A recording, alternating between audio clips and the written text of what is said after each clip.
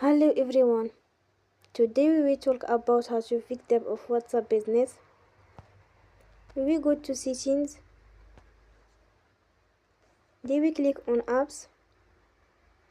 After that we will search the app WhatsApp business and we click. Then we will on for stop. After that we will go to storage. Then we click on clear cache.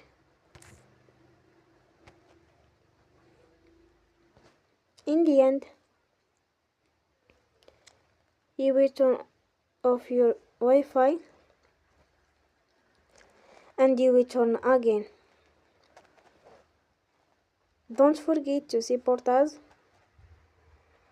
by like and subscribe. See you next time and thank you for attention.